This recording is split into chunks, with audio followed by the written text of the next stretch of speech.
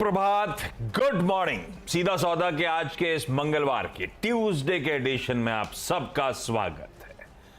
नए दिन की शुरुआत होती हो और कल हफ्ते की शुरुआत गजब की थी। मेरे ख्याल से ऑन द वे अप सबको पॉजिटिवली सरप्राइज किया होगा कल के मार्केट्स की चाल ने, क्योंकि मेरे ख्याल से आई डाउट किसी ने भी एंटिसिपेट करा होगा अपने नंबर्स पे आईसीआईसीआई बैंक इस तरह से एक्यूमुलेशन दिखाएगा। गजब का मूव था, निफ्टी बैंक को अपने साथ खींच ले गया।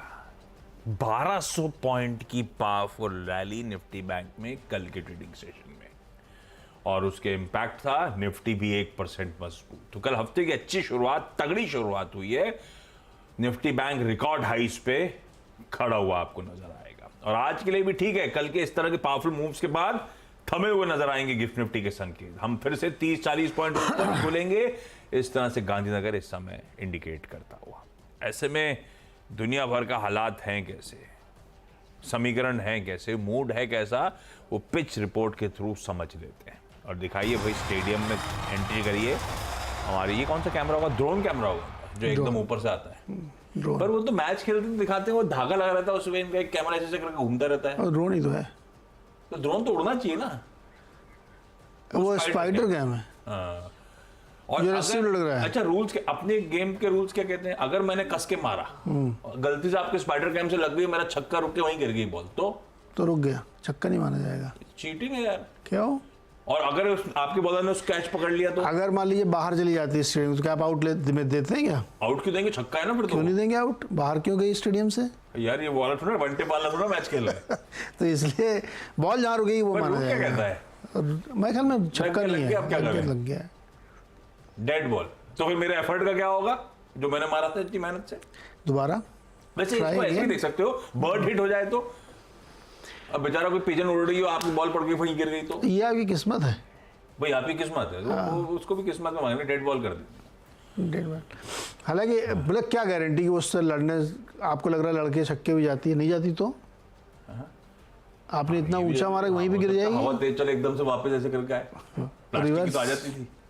फिर प्लास्टिक की आती थी ना, जिधर मारा उधर ही आ जाती थी वापस फिर से।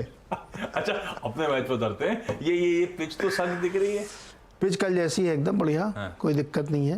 हाँ। और कल एक्चुअली वो लोग बहुत खेले नहीं, आराम से प्रैक्टिस टाइप का कर रहे थे। बड़ी घटनाएं होने वाली हैं, तो उससे पहले वो लोग अपने आप को अमेरिका में ब्रेसअप कर रहे थे। अब मीटिंग है, कमेंट्री सुनेंगे उसकी, बहुत सारे रिजल्ट्स आएंगे। AWS के रिजल्ट पर नज़र रखनी चाहिए, जो अमेज़ॉन की वेब सर्विसेज वाला काम है ना, उस पर फोकस रहेगा, तो उस पर नज़र रहेगी। प्लस इस हफ्ते बहुत सारे रिजल्ट हैं यार, यहाँ से लेकर शुक्रवार तक डेली बेसिस पे कोई ना कोई रिजल्ट आएगा, तो मार्केट उसी के लिए नतीजे पे इंतज़ार कर रहा है। लेकिन कोई डर, कोई चिंता, कोई भय कुछ भी नहीं है। मार्केट एकदम मजबूती के साथ खड़ा हुआ है, तो मुझे लगता है कि कोई डर वाली बात नहीं। आप अपना अपना देखो। आपके यहाँ इतनी बड़ी रैली कल हुई है, बैंक ने उसको तेज़ी बनाई, तो आज उसको कंटिन्यू करना चाहिए। इसको पॉलिटिक्स से जोड़ सकते हैं क्या, मार्केट की तेज़ी को? CNBC आवाज के उस एक्सक्लूसिव इंटरव्यू से मेरा ऐसा मन कर रहा है मेरा जोड़ने का। तो अगर आपके पास कोई रीजन नहीं है दूसरा तेजी का, तो इंटरव्यू ही है। यस। तो आवाज देखते रहा करिए दिन भर रात भर, वो आवाज इंटरव्यू का देखिए क्या इम्पैक्ट। जैसे दिखाना शुरू करा था, भाव भगवान है ये कहते हैं ना आप लोग, तो मार्केट को देख करके आप बहुत सारी दुनिया भर की घटनाओं को इंटरप्रेट कर सकते हैं, अगर थोड़ा सा दिमाग लगाएं उसमें। तो इससे ज़्यादा मैं कुछ नहीं कहूँगा, सब लोग अपना अपना दिमाग लगाओ। अच्छा भाई, चलिए आज की टीम, दिमाग आप लोग लगाइएगा। बच्चा ये कह रहे हैं आपको, अपन ने इतना लगाया है कि जिस तरह की खबरें हैं उसको लाल हरा कर दिया है। आपको दिमाग अपने फाइनेंशियल एडवाइजर के साथ लगाना है, ये डिसाइड करने के लिए ट्रेड लेना ही नहीं लेना है ना। ये शो उसका प्रॉमिस नहीं करता है कि ये वो तेजी और मंदी, ये सिर्फ हरा और लाल खबरों के हिसाब से। खैर, खबर ऐसी होगी तो इवेंचुअली स्टॉक वैसे ही मूव करना चाहिए, लॉजिक ये कहता है।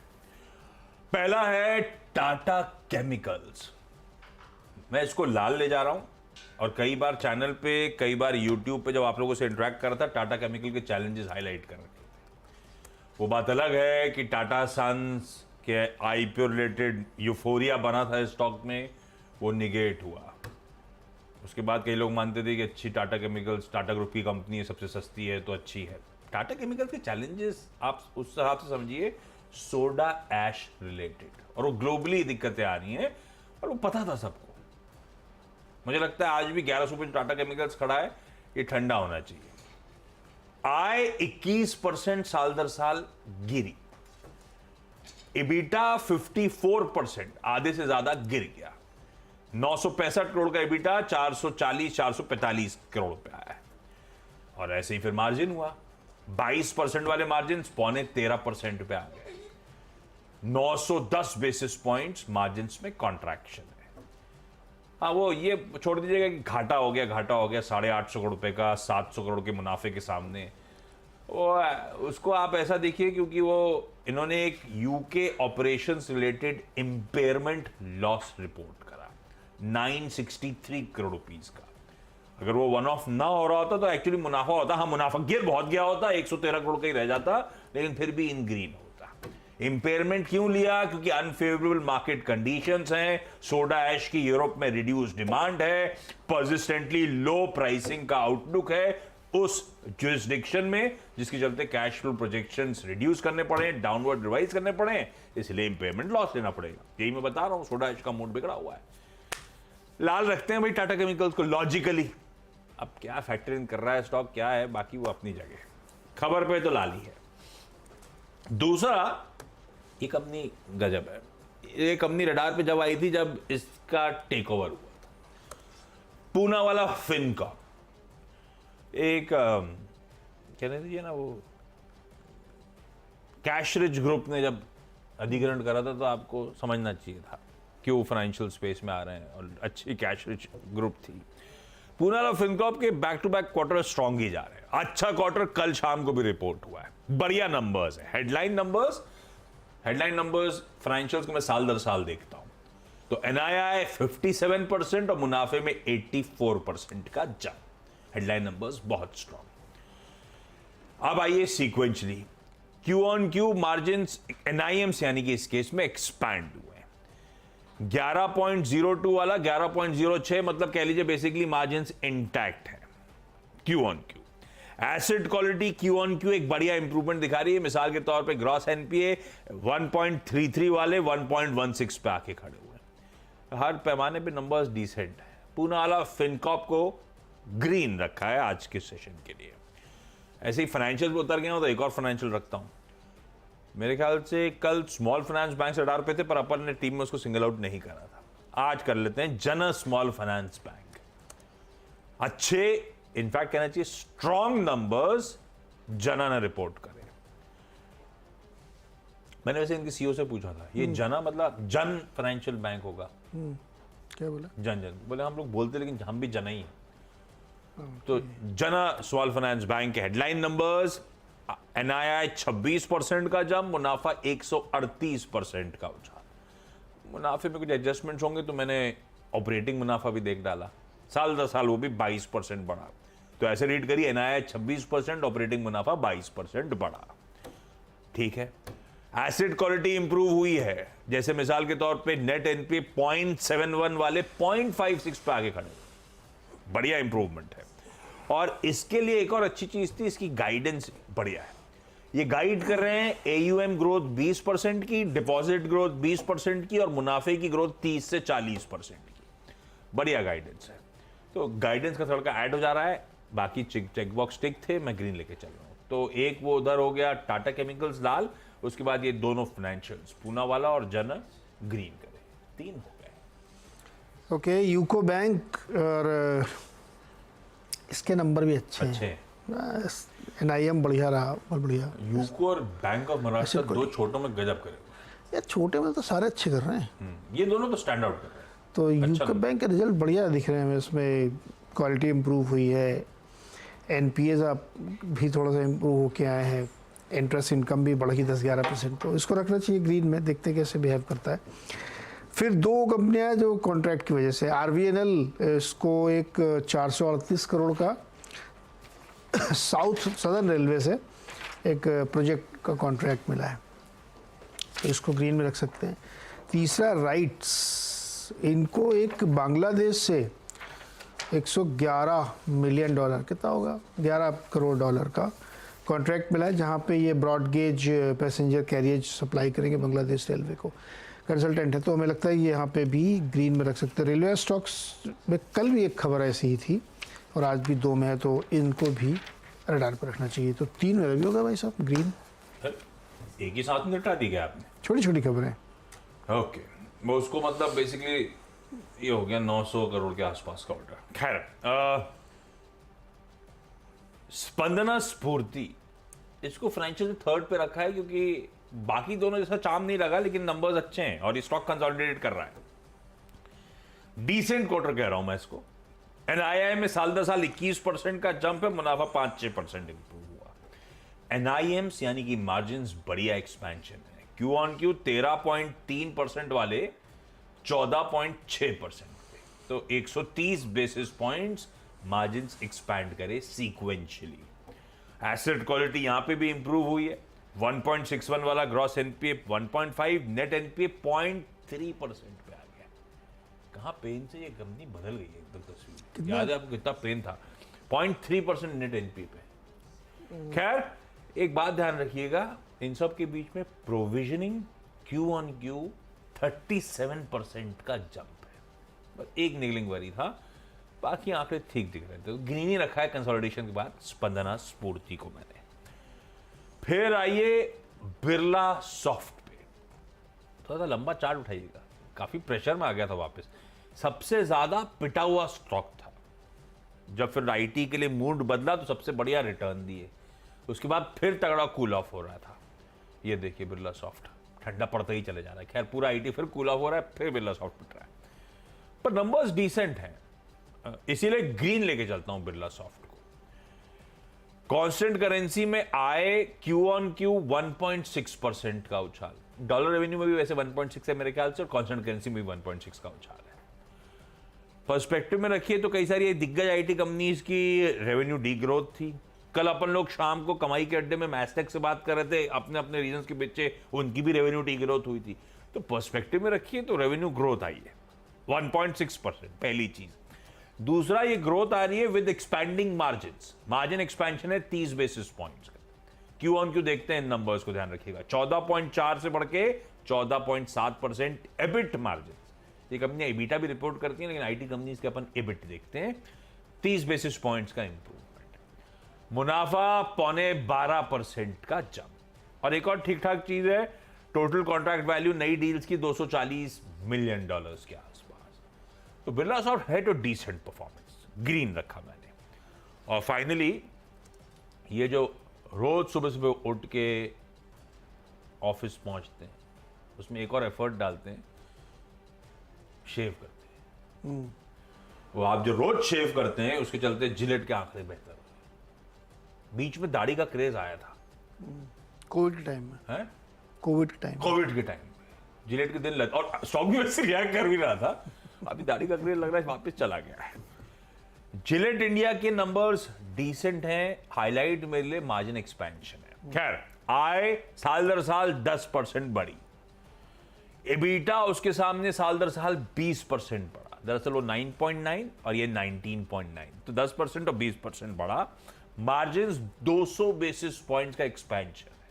आप जो शेव कर रहे हैं, आपको महंगा ब्लेड बेच रहे हैं ये लोग, पर है टेक्नोलॉजी गजब की, टेक्नोलॉजी गजब की। हाँ, और वो आजकल नए नए जो आए मैक 3, मैक 4 और न जाने क्या क्या है, तो अच्छे, और सेंसिटिव स्किन वाले भी चीजें अच्छी, प्रोडक्ट अच्छे हैं इनके।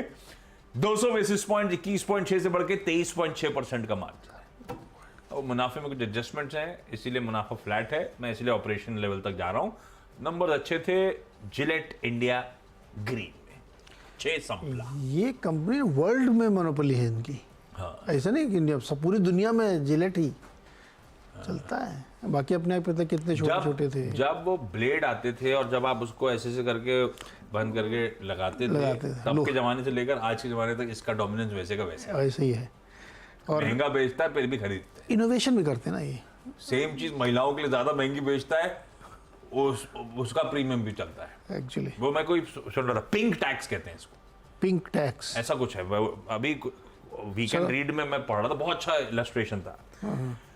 सेम मॉइस्चराइजर आपका और सेम मॉइस्चराइजर महिलाओं का, महंगा, सेम चीज होगी। हाँ। उनकी पैकेजिंग बदलेगी और वो प्रीमियम कमांड करेगा, महंगा बेचेंगे, वो 30-40% महंगा बेच रहा होगा। My God. ऐसी हर चीज जो आप और महिलाएं यूज करती हैं, ये सारी कंपनी उसमें पिंक टैक्स लगाती है। पिंक टैक्स कहने का तरीका हो गया कि सेम चीज का प्रीमियम।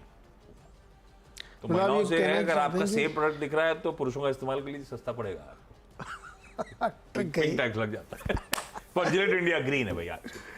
ओके, जब चौथा स्टॉक है कोरोमंडल इंटरनेशनल, फर्टिलाइजर कंपनी है। 1000 करोड़ रुपए से फॉस्फोरिक एसिड और सल्फ्यूरिक एसिड का प्लांट लगाएंगे काकीनाडा आंध्र प्रदेश में। तो खबर अच्छी है, तो इसको इसलिए ग्रीन में रख सकते हैं।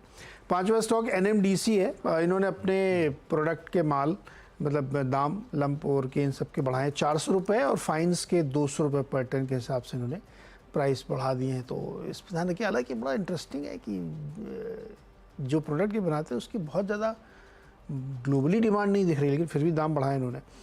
छठवां स्टॉक है कैनफिन। इसके रिजल्ट आए हैं और रिजल्ट इन लाइन है। मॉर्गन स्टैनली ने ओवररेट की कॉल दी। इस हिसाब से थोड़ा सा ऑपरेटिंग एक्सपेंसेस बढ़े हैं, इसलिए प्रॉफिट पे आपको इम्पैक्ट दिखेगा एबिटा में, लेकिन अदरवाइज ठीक है और लार्जली इन लाइन कह सकते हैं आप। नंबर एसेट क्वालिटी भी ओके है, बहुत ज़्यादा दिक्कत नहीं आई यहाँ पे।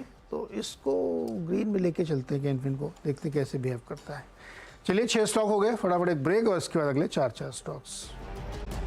स्वागत एक बार फिर से आपका। और अब अगले जो 4 स्टॉक्स में सातवां केपीआईटी टेक्नोलॉजीज, इसमें गोल्डमैन सैक्स की एक रिपोर्ट है, बाई कॉल के साथ 1900 का टारगेट है।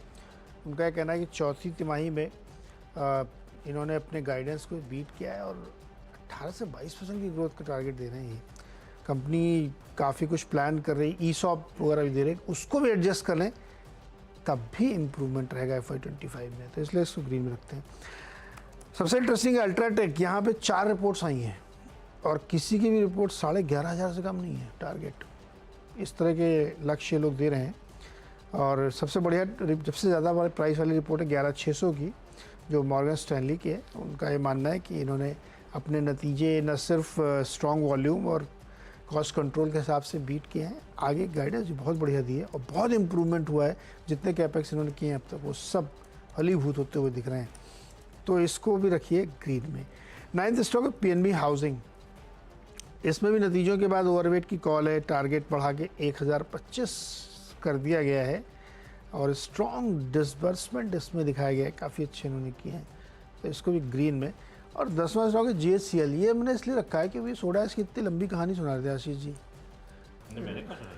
टाटा केमिकल की।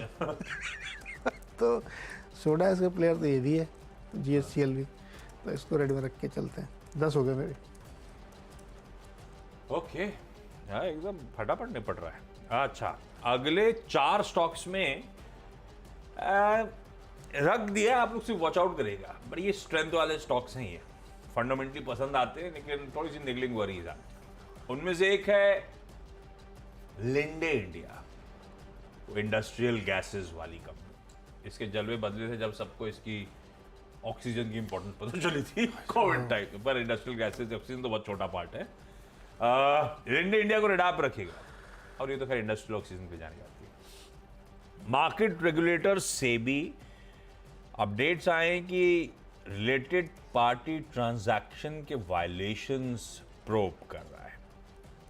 की पर्सनल इस कंपनी के इंडिपेंडेंट डायरेक्टर्स को समन्स इश्यू करे गए हैं, और भाई जब इन्वेस्टिगेशन कंक्लूजन की तरफ बढ़ेगा तो कोई पुनिटिव एक्शन कंसिडर किया जाएगा। खैर, यह मामला है, रिलेटेड पार्टीज थी इसकी प्रॉक्सियर इंडिया और लाइन साउथ एशिया सर्विसेज, जिसके साथ तमाम एग्रीमेंट्स और ट्रांजैक्शंस हुए थे। तो इस कंपनी के माइनॉरिटी शेयर होल्डर्स ने दरवाजा खटखटाया था रेगुलेटर का कि उनकी मंजूरी के बिना, उनकी हामी के बिना, उनके अप्रूवल्स के बिना ये material related party transactions execute किए गए थे। जांच चलेगी, ठीक है। पर अगर ऐसा है वाकई तो क्या है, मुझे कॉर्पोरेट गवर्नेंस के इश्यूज हमेशा निगलिंग वरी बनते हैं, आप एक्सपेक्ट नहीं करते कुछ कंपनी से। तो खैर, लिंडे इंडिया लाल रखते हैं, बढ़िया चल रहा वाला स्टॉक है, शायद थोड़ा ठंडा का हो जाए। कल के अच्छे बाजार में वैसे ऑलरेडी ठंडा पड़ा हुआ था, शाम को अपडेट आया है। ऐसे ही पतंजलि फूड्स को लाल रख दिया। अपडेट आए थे कि शो कॉज नोटिस जारी हुए GST बकाये को लेकर। DGGI चंडीगढ़ की तरफ। DGGI हो गया इस केस में directorate general of GST intelligence. तो अब एलिगेशन आगे कुछ और भी है। खैर, पतंजलि फूड्स को अच्छे मूव्स के बाद कल भी थमा है, ऐसे ही लिंडे भी ऑलरेडी थमा था। अपडेट शाम को आया भाई, तो थमा ऑलरेडी है कल के अच्छे बाजार में, तो लाल रखा है आज के लिए। एक रिजल्ट और है जो टीम में मेंशन करना चाहिए, वो है वेसुवियस इंडिया का। ये कंपनी दिसंबर एंडिंग है, तो इसका Q1 नंबर आया, इसीलिए Q1 लिखा हुआ है। मार्च क्वार्टर कैलेंडर ईयर फॉलो करती है। आय में बढ़िया 24, बहुत चला हुआ स्टॉक है, ये ध्यान रखिएगा। इसका चार्ट खोल दिएगा लंबा वाला, तो ऐसा नहीं कि स्टॉक पिटा हुआ और नतीजे अच्छा आ गए। स्टॉक ऑलरेडी लदा हुआ ईयर हाइस के आसपास नजर आएगा। आय में 24% का जंप है। इबीटा से ये देखिए भाई साहब, लपक चला हुआ है, आप लोग सिर्फ वॉच आउट करिए। नतीजे बहुत अच्छे हैं, इसमें कोई शक नहीं, पर अब कितना ऑलरेडी भाव में ये कहना बड़ा मुश्किल हो जाता है। मेरे ख्याल से सब कुछ भाव में है। आय 24%, इबीटा 78% का जंप, 630 बेसिस पॉइंट्स मार्जिन में इंप्रूवमेंट, 14.5 से 20.5% के ऊपर, और मुनाफा ऑलमोस्ट 60% का उछाल दिखा रहा है। नंबर सॉलिड है, पर स्टॉक ऑलरेडी बहुत फटा हुआ है। और छोड़े जा रहा हूं KEC इंटरनेशनल के साथ, खत्म ही नहीं होता है। ऑर्डर फिर खरीद आ गए इसके अलग अलग, उसमें ऑर्डर्स बैक करें वेरियस बिजनेसेस में 1036 करोड़ रुपए के। पर ये इसका part of doing business constant update होते हैं। अब तो स्टॉक रिएक्ट करना बंद कर चुका है, इसीलिए इससे खबर अच्छी है, रडार पर रखिएगा। बहुत ज्यादा मीनिंगफुल मुझे नहीं लगता इसके चलते टिक्स आएंगे स्टॉक में, पर ग्रीन है आज के लिए स्टॉक। चलिए, इस नोट पर 10 स्टॉक्स पूरे। क्विकली छोटा सा ब्रेक के उस पर जब लौटेंगे तो हमारी ये 10 की टीम्स का एक क्विक रैप अप।